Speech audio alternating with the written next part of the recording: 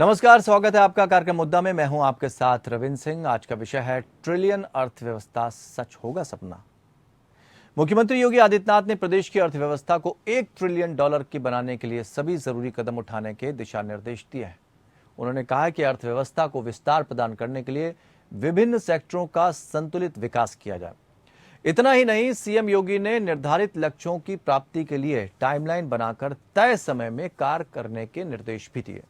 CM योगी ने कहा कि यूपी देश का सबसे बड़ा राज्य है और देश को आगे बढ़ा सकता है। योगी ने कहा कि सरकार जनता के द्वार अभियान सफल रहा, यानी कि एक तरह का मिशन था उनका। 18 मंत्रियों ने हर कमिश्नरेट में 72 घंटे तक का शिविर लगाया। जनता चौपाल का आयोजन किया गया, विकास कार्यों का आकलन किया, ब्लॉकों गांव में गए। उन्होंने कहा कि हमारे मंत्रिमंडल ने 10 सेक्टर्स को चुना जिन पर हम व्यवस्थित कार्य योजना बनाकर उत्तर प्रदेश की अर्थव्यवस्था को $1 ट्रिलियन तक पहुंचाने की योजना को आगे बढ़ा सकें। राज्य सरकार ने कई प्रस्तुतियों और विचार मंथन के बाद एक कंसल्टेंसी फर्म का चुनाव किया। सूत्रों का कहना है कि इस कंसल्टेंसी फर्म का मुख्यालय यूनाइटेड किंगडम में है। ये कंसल्टेंसी फर्म इस दिशा में एक योजना तैयार करेगी और उसके क्रियान्वयन को सुनिश्चित करेगी। इसके लिए साप्ताहिक, पाक्षिक, मासिक और 6 मासिक योजनाओं का मसौदा तैयार होगा। यानी $1 ट्रिलियन पहुंचाना है अर्थव्यवस्था को, लेकिन कैसे संभव होगा इसको हम समझेंगे।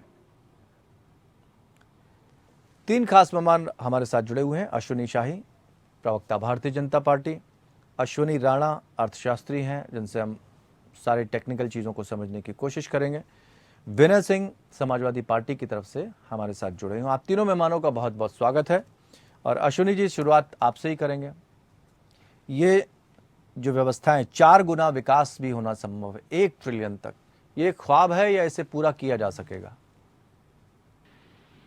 रविंद्र जी, देखिए, ये जब ख्वाब देखता है आदमी तो पूरा करने की कोशिश करता है। जब से माननीय मोदी जी की सरकार आई है, योगी जी की सरकार ने प्रण लिया है कि सबसे बड़ा स्टेट होने के नाते हम उसमें अपनी भी एक भागीदारी सुनिश्चित करेंगे। जो इन्होंने ये स्वयं को किया हुआ वादा है, उत्तर प्रदेश से इन्होंने अपने सरकार के लिए वादा किया है कि 1 ट्रिलियन, हम 5 ट्रिलियन का जो भारत का की अर्थव्यवस्था होने की बात माननीय प्रधानमंत्री जी कहते हैं, तो आदित्यनाथ जी ने उसको 1 लाख ट्रिलियन उत्तर प्रदेश का हिस्सेदारी की बात की है और जिसके तरफ ये हम लोग बढ़ चुके हैं। अब हिंदुस्तान के इतना बड़ा राज्य होने के नाते हम बहुत सी चीजों में अभी बहुत पीछे हैं। महाराष्ट्र है, कर्नाटक है, तमिलनाडु, काफी चीजों में हम लोग पीछे हैं, जिसमें एक तरह से देखा जाए कि आज हम लोगों ने एक मील का पत्थर जो है ओडी-ओपी को चुना, जो पहले की सरकारें ये सब नहीं कर पाती थी। हमारे पास वो संसाधन है, हम जिसको उठाकर बाहर की तरफ हम भेज सकते हैं। फिरोजाबाद में इतने दिनों से कांच बनता था, लेकिन उसका निर्यात बहुत कम होता था। कन्नौज का इत्र, उत्तर प्रदेश में केला सबसे बड़ा, जैसे लखीमपुर है, कुशीनगर है, महाराजगंज है, इन जिलों में केले की बहुतायत खेती होती है। हम इसको बाहर भेजने लगे हैं। अब धीरे धीरे हम जो लैंड लॉक स्टेट है, इसमें हम 1 नंबर पर आ गए हैं एक्सपोर्ट में।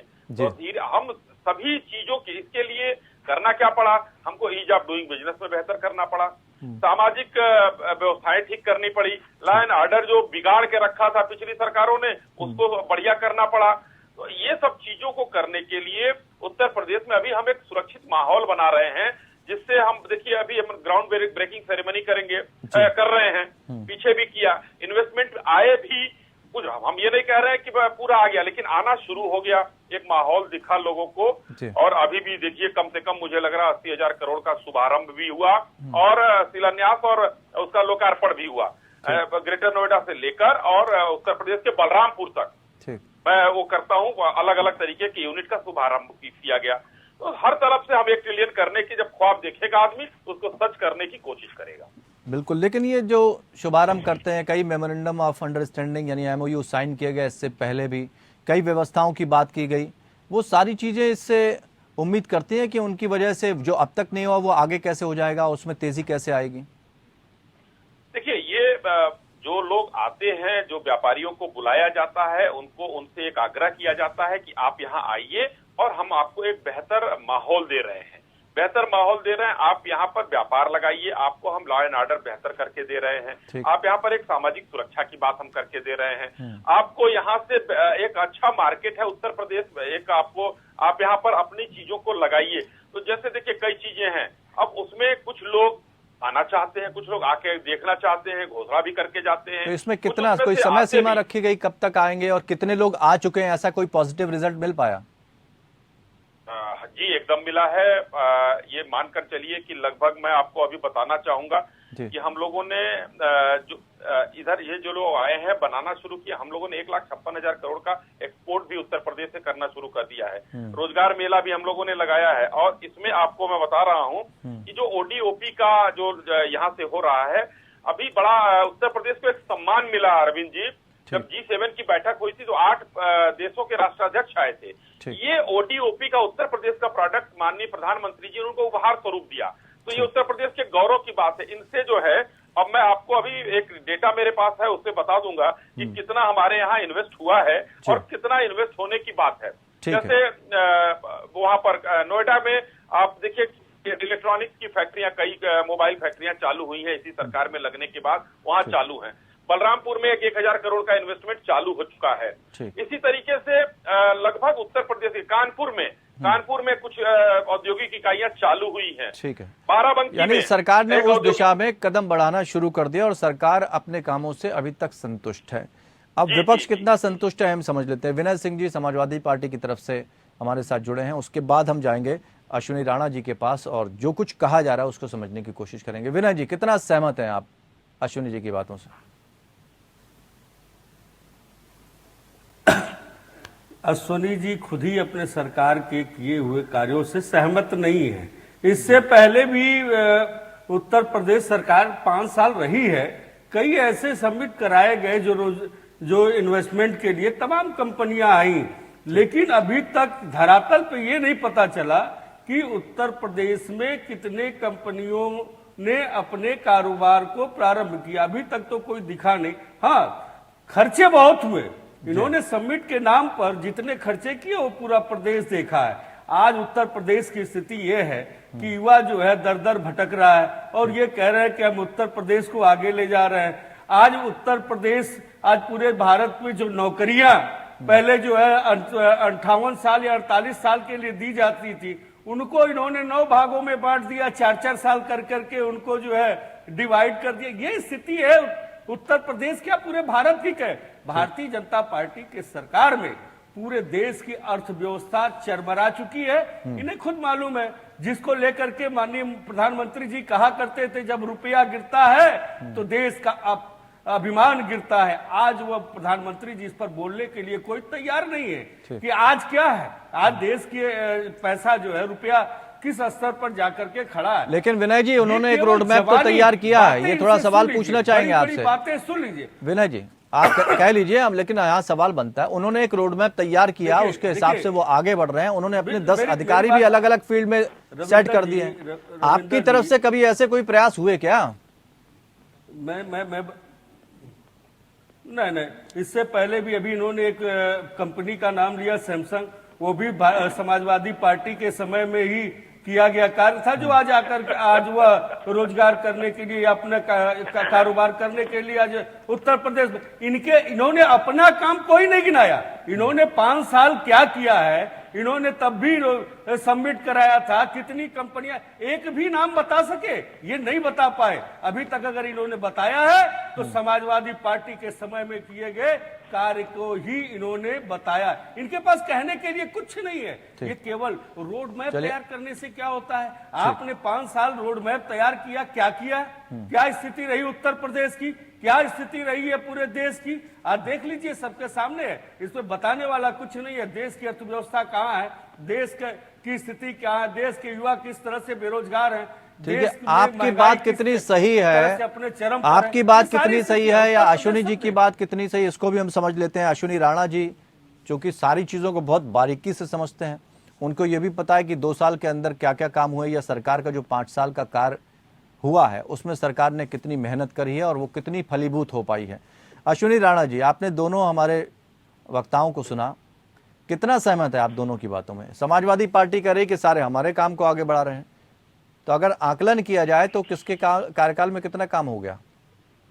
देखिए, राजनीति है, पक्ष अपनी बात कहेगा, विपक्ष अपनी बात कहेगा जी, सच्चाई क्या है? अच्छा लगता है, लेकिन अगर मैं एक निष्पक्ष रूप से आकलन करूं जी, तो अगर देखा जाए तो जिस प्रकार से उत्तर प्रदेश की सरकार वो काम कर रही है, यानी उन्होंने रोड मैप बनाया है, तो जी। उसके हिसाब से अगर एक्सपोर्ट देखा जाए तो एक्सपोर्ट में ही जहां 2019 में या 20 में जो लगभग 95,000 करोड़ का एक्सपोर्ट था उत्तर प्रदेश से, वह 1.25 लाख करोड़ से ज्यादा का है। ठीक। पिछले 2 महीने अप्रैल मई में 21-22 हजार करोड़ का जो है वो एक्सपोर्ट जो है जी। उत्तर प्रदेश से हुआ। ठीक। तो उन्होंने जो ओडीओपी का जो प्रोजेक्ट लिया है बहुत सराहनीय है, उससे लोगों को रोजगार भी मिल रहा है और देश के तरक्की में उत्तर प्रदेश का योगदान भी हो रहा है। वो ठीक। रोड मैप है। अभी क्या है कि उन्होंने पीछे जो एक समिट की, अब समिट का एकदम से रिजल्ट आना शुरू नहीं होगा, वो अंडरस्टैंडिंग हुई है, वहाँ फैक्ट्रियां लगेंगी, वहाँ काम बढ़ेगा और उसका असर जो है, जो पहले समिट हुई उसका असर अब इससे दिख पहले रहा 2 है। हो चुकी हैं। तो इसलिए मैं वही कह रहा हूँ कि भाई ठीक है कि हो सकता है कि 100% उसका नहीं आता हो।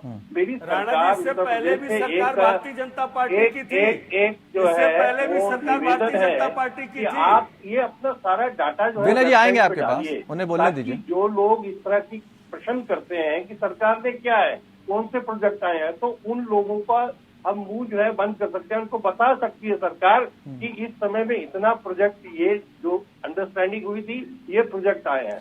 नहीं, तो मुझे विनय जी लगता ने है एक कि बात वो उठाई, अच्छा- एक अच्छा। गंभीर बात भी उन्होंने उठाई जो रुपए को लेकर उठाई कि एक वक्त तक ये कहा जाता था कि रुपया गिरता है तो क्या होता है, तो नहीं, आज निश्चित आज रूप से- आज वो स्थिति ज्यादा दयनीय है, तो उसको भी हम नहीं, काउंट बिल्कुल करके है। चलेंगे या नहीं? देखिए, आज जो रुपए की स्थिति है उसका कारण सिर्फ उत्तर प्रदेश नहीं है या देश नहीं है, उसके लिए वैश्विक जो मंदी है का दौर है या जो वार है और बहुत सारी चीजें भी मैटर करते हैं। उस ठीक। समय सरकार गंभीर नहीं थी, लेकिन आज कम से कम सरकार गंभीर ये है बड़ी और बात। जो जी। चीजें हैं उसके ऊपर प्रयासरत है। ठीक और अगर यूपी की हम बात करें तो यूपी में निश्चित रूप लॉ एंड ऑर्डर बढ़ा है। आपने उनके लिए, जैसे उन्होंने ईज ऑफ डूइंग के लिए कहा, तो उसके लिए उन्होंने लोगों को संसाधन दिए हैं। आज ठीक, फोर्थ एक एक्सप्रेस पैटर्न वे जो है, यूपी में बिल्कुल बन गया, एक पैटर्न है जिसपे इंटरनेशनल सरकार चल एयरपोर्ट रही बन रहे है हैं। और जिसका और- एक रूप भी देखने तो को वो- मिल रहा है कि पूरे देश में एक तरह की प्रणाली को बनाने की कोशिश की जा रही है ताकि जो है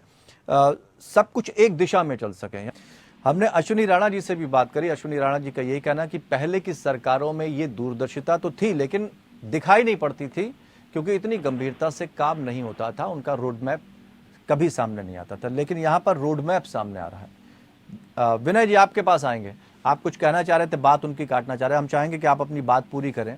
क्या कमी नजर आ रही है? कम से कम राणा जी ये कह रहे हैं साफ तौर पर कि पहले की सरकारों में इस तरह का विजन नहीं दिखता था, रोड मैप उनका क्या है पता ही नहीं लगता था, वो अपने हिसाब से काम करती थी, लेकिन यहाँ सरकार जनता के सामने रोड मैप रख रही है और वो आंकड़ों के साथ रख रही है, ये भी नहीं कि वो कुछ छुपा रही हो।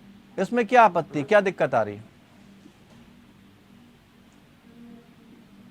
रविंदर जी, मैं राणा जी के बात से एकदम से सहमत नहीं हूं। इन्होंने कहा कि मैं निष्पक्ष तरीके से अर्थशास्त्री के रूप में बात करते, हमने सोचा कि करेंगे लेकिन इन्होंने नहीं किया। ठीक। अब इन्होंने जो तो वो कहा कमी कि बताइए कहाँ है? मंदी केवल भारत में नहीं है, पूरे विश्व में है। ठीक। जब यूपीए, मेरी बात सुन जी। लीजिए, जब यूपीए की सरकार थी, माननीय मनमोहन सिंह जी प्रधानमंत्री थे, तब पूरा विश्व मंदी के दौर से, अर्थव्यवस्था के दौर से गुजर रहा था, लेकिन भारत के ऊपर कोई प्रभाव नहीं पड़ा था। वह प्रधानमंत्री मनमोहन सिंह थे जिन्होंने भारत को बचाया था। आज क्या है, दायित्व है माननीय प्रधानमंत्री श्री नरेंद्र मोदी जी का, उन्हें भी इस दौर से भारत को बचाना चाहिए। लेकिन आप इस बात आज से भी तो भारत विनय जी, निरंतर, जो विनय है जी, विनय जी। उस गड्ढे में गिरता चला जा पहली चीज। ठीक है विनय जी, आपकी बात एक हद तक सही हो सकती है, लेकिन दूसरे पहलू भी देखिए ना, सुरक्षा की भावना कितनी थी, हर जगह आतंकी हमले होते थे, कंपनी आने से डरती थी कि भाई सुरक्षा की भावना तो मिले उन्हें। आज कम से कम कंपनियों को सुरक्षा की भावना है, वो ये कहना चाह रहे हैं कि हमने सुरक्षा का माहौल मुहैया कराया। दूसरी चीज सड़कें, तो एक मिनट सुन लीजिए, सड़कें, हाईवेज जो है वो बेटर करवाए हैं और इसको लेकर नितिन गडकरी जी की काफी तारीफ भी हुई है, उसे कहाँ इनकार करते? तो वो इंफ्रास्ट्रक्चर तैयार करने की जल्दी कोशिश नहीं की गई ना, आज एक तेजी तो दिखाई देती है। रविंदर जी, रविंदर जी, समाजवादी पार्टी की सरकार में सड़कों पे जो काम हुआ था, आप एक्सप्रेस वे ले लीजिए और यही पूर्वांचल एक्सप्रेस वे ले लीजिए, दोनों की तुलना कर लीजिए, जिसमें घोटाला हुआ है वहां पर अगर आप पूर्वांचल एक्सप्रेस वे पे चलेंगे तो बबलिंग है, अगर पानी बरस जाता तो एक तरफ पानी भर जाता है। उसके निर्माण में और एक्सप्रेस वे के निर्माण में जमीन आसमान का अंतर है। बहुत से ऐसे सड़कें थी जो माननीय राष्ट्रीय अध्यक्ष जी ने जिसको जो है सड़क को गांव से जोड़ा था। विनय जी, पहले तो एक चीज हम आपको बोलना लखनऊ से चाहेंगे, देखें तो बहराइच विनय चले जी, जाए, विनय बाराबंकी चले जाए, गोरखपुर से ठीक देवरिया बात चले है, जाए, चलिए हो कहीं भी सकता चले जाए, है, ऐसा नहीं है, हो सकता है, कि आपकी बात सही हो भारतीय सकती है। मैं सिर्फ ये कहना चाह रहा हूँ पहली यहाँ चीज, सुन लीजिए, एक मिनट सुन दूसरी लीजिए। चीज, दूसरी चीज राणा जी ने ये नहीं बताया, राणा जी ने ये नहीं बताया कि पिछली गवर्नमेंट भी भारतीय जनता पार्टी की थी, ठीक। तब क्या गंभीर मैंने नहीं पूछा, थे? मैंने 5 साल पूछा। का यह गंभीर नहीं थे क्या? इन्होंने कार्य किया, कौन है। सा रोड मैप तैयार किया था? नहीं, मैं आपसे सिर्फ ये कहना चाह रहा हूँ, यहाँ आपकी पार्टी के ऊपर कोई आरोप नहीं लगाया जा रहा, या ये नहीं कहा जा रहा कि समाजवादी पार्टी ने ये काम नहीं किया। बात यह है कि एक रोड मैप तैयार किया सरकार ने, उस पर लगातार काम कर रहे हैं, तो राजनीति का विषय नहीं है, बात विकास का है, बात जनता से जुड़ा हुआ है, बात देश से जुड़ी हुई है कि सबको एक जिम्मेदारी सौंपी जा रही क्या हुआ? जी, क्या बोला आपने फिर से? ये छलावा है, चुनाव आ रहा है, ये भारतीय जनता पार्टी का छलावा है, छलावा के सिवा कुछ नहीं है। चलिए, नवीन जी। हाँ अश्विनी शाह जी बताइए। देखिए, विनय भाई, समाजवादी पार्टी अभी एक्सप्रेस वे से नीचे उतर नहीं पाई है। विनय भाई कैसे उतरेंगे जब अखिलेश जी नहीं उतरे हैं, मुख्यमंत्री कुर्सी से नहीं उतरे हैं, एक्सप्रेस वे से नहीं उतरे हैं। इनको छोड़कर हम लोग अब इन लोगों को बहुत गंभीरता से लेना बंद कर दिया समाजवादी पार्टी को। मैं आपको दो चार अश्विनी जी, ये बात जो कहते हैं ये थोड़ा सा दिक्कत देती भाई, विपक्ष है, उसकी जिम्मेदारी है, उसकी जिम्मेदारी, अगर आप विपक्ष को जिम्मेदारी से नहीं, अगर गंभीरता से नहीं लेंगे कैसे काम चलेगा? मैं क्या कहना, मैं क्यों कहता हूँ गंभीरता से नहीं इस लेता हूँ? अहंकार को जनता ही खत्म करेगी। विनय भाई, आप जनता विनय जी से एक मिनट, ऊपर नहीं विनय जी है। एक मिनट, विनय जी जनता से ऊपर नहीं है, जनता जनार्दन से ऊपर नहीं है। ठीक है, बात सुन लेते हैं। जनता जनार्दन के फैसले को ठीक है, इतना ठीक है। अहंकार में मत लीजिए। ठीक है, बिल्कुल ठीक बात है आपकी, अहंकार अच्छे के टूट गए। जी जी, अहंकार में अश्विनी जी। अखिलेश जी ने लिया था, इसलिए जनता जनार्दन ने उनको बाहर का रास्ता दिखाया। मेरी बात पूरी सुन लीजिए, आपको सब चीज आ जाएगी। ये लोग विरोध के लिए विरोध करते हैं। रविंद्र जी, मैं कहता हूँ एक्सप्रेस वे बना, अच्छा है, मैं खुले मन से तारीफ करता हूँ, चलिए बहुत अच्छा है, प्रदेश को चाहिए था। जी, मायावती जी ने अश्विनी जी बनवाया समय था। कम है तो संक्षेप में बात पूरी करें। जी, मैं संक्षेप में, मायावती जी ने बनवाया था, वो भी बहुत अच्छा काम किया। अब मैं 2-4 उदाहरण दे देता हूँ। देखिए, अभी जो हम लोगों ने काम किया है उसमें जो हमारे पास आई है चीजें, मैं उसको बता देता हूँ। हर क्षेत्र का इलेक्ट्रॉनिक्स की 10 कंपनियां, 40,000 करोड़ का निवेश आ चुका है और काम चालू है उस पर। मैन्युफैक्चरिंग सेक्टर की 21 कंपनियां 13,000 करोड़ में काम चालू है। टेक्सटाइल में 4 कंपनी 7,000 करोड़ काम चालू है। Apparel promotion cluster 5,000 crore, greater Noida काम चालू है। कलस्टो यार्न बलरामपुर मैंने जो नाम लिया था 1,000 करोड़ काम चालू है। ये काम, और 1 लाख करोड़ के निवेश की जो कंपनियां हैं, 450 कंपनियों की सारी व्यवस्थाएं हो चुकी हैं और वो अपना उत्पादन शुरू करने की स्थिति में है। ये मैं आपको स्पष्टता से बता रहा हूँ। अच्छा, तो बढ़ती महंगाई भी उसमें आएगी? बढ़ती महंगाई को लेकर क्या कहेंगे? रुपए की गिरावट को लेकर? अभी मैं अब बढ़ती महंगाई पर भी मैंने अभी वो कहा है, इस पे असर डालेगी इसलिए पूछ रहा हूँ। ये दूसरे देशों में भी अभी विनय भाई ने यूपीए की बात की, ठीक। यूपीए के रिसेशन की बात की। मैं कह रहा हूँ 2012 में यूपीए की सरकार थी। ठीक है, 2009 में, ठीक है 2009 में यूपीए की सरकार। अश्विनी राणा जी संक्षेप में 12% संक्षेप में अपनी बात करें, बस समय कम है। 5 साल बिता चुके हैं। अश्विनी शाह जी, विनय जी वक्त खत्म हो गया है। सरकार की तुलना अपने सरकार से कीजिए। ठीक है विनय राणा जी, समय खत्म हो गया है। विनय राणा जी, से कीजिए। विनय राणा जी, समय खत्म हो गया है। आपको अपने से ही करना है। विनय सिंह जी, समय खत्म हो गया। अश्विनी राणा जी की बात लेने संक्षेप में। मेरा ये कहना है कि जो भी सरकार रहती है वो निश्चित रूप से सरकार अपनी जनता के लिए, प्रदेश देश के लिए, भविष्य के लिए अच्छा करना चाहती है। लेकिन मेरा सिर्फ उत्तर प्रदेश की आज की सरकार से अश्विनी जी के माध्यम से कहना चाहता हूँ कि आप अच्छा कर रहे हैं, लेकिन वो अच्छा दिखना चाहिए। आज टेक्नोलॉजी का जमाना है, आप वेबसाइट के ऊपर वो दिख रहा है, ये डिटेल डाल के रखें ताकि जनता तक जाए कि क्या क्या चीज आई है। ठीक है, पहले दिखता नहीं था, आज दिख रहा है। बहुत बहुत शुक्रिया आप सभी खास मेहमानों का हमारे साथ जुड़ने के लिए। लेकिन फिलहाल रोड मैप जो बनाया है वो नजर आ रहा है, लेकिन तेजी कितनी होगी और कितना समय लगेगा ये देखने वाली बात होगी। हालांकि विपक्षी दल आरोप लगा रहे हैं कि ये सिर्फ चुनावी जुमला है। फिलहाल मुद्दा में इतना ही, जुड़े रहिए हमारे साथ।